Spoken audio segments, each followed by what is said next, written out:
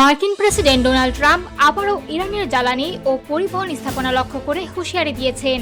নিজের social media platform truth সোশ্যালে দেওয়া এক পোস্টে তিনি সরাসরি হুমকি দিয়েছেন এবং আপত্তিকর ভাষা ব্যবহার করে ইরানকে হরমুজ প্রণালী খুলে দেওয়ার আলটিমেটাম দিয়েছেন।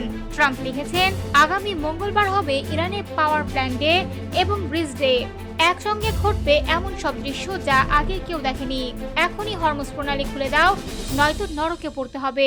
এই বক্তব্য থেকে স্পষ্ট, মার্কিন বাহিনী ইরানের বিদ্যুৎ কেন্দ্র এবং গুরুত্বপূর্ণ সেতুগুলোকে লক্ষ্য করছে। তিনি আরও ইঙ্গিত দিয়েছেন, যদি হরমুজ প্রণালী দিয়ে জাহাজ চলাচল স্বাভাবিক না করা হয় তবে মঙ্গলবার বড় ধরনের সামরিক অভিযান চালানো হবে। রাজনৈতিক বিশ্লেষকরা ট্রাম্পের এই পদক্ষেপকে তীব্র সমালোচনা করেছেন। একদিকে দেশের সার্বভৌমত্বের প্রতি হুমকি, অন্যদিকে প্রকাশ্যে গালিগালাজ। এটি কূটনৈতিক শিষ্টাচারের স্পষ্ট লঙ্ঘন হিসেবে দেখা হচ্ছে। এর আগে ট্রাম্প ইরানকে 48 ঘন্টার সময়সীমা দিয়েছিলেন। তিনি লিখেছেন, মনে আছে ইরানকে চুক্তি করতে অথবা হরমুজ প্রণালী খুলে দিতে 10 দিন সময় দিয়েছিলাম। সেই সময় শেষ হয়ে আসছে, আর মাত্র 48 ঘন্টা বাকি। এরপর তাদের উপর নরক নেমে আসবে। বিশেষজ্ঞরা মনে করছেন, এই নতুন পোস্ট মধ্যপ্রাচ্যে চলমান উত্তেজনাকে চূড়ান্ত সংঘাতের দিকে ঠেলে দিচ্ছে। আন্তর্জাতিক পরিসরে এটি ব্যাপক সমালোচনার বিষয় হয়ে দাঁড়িয়েছে।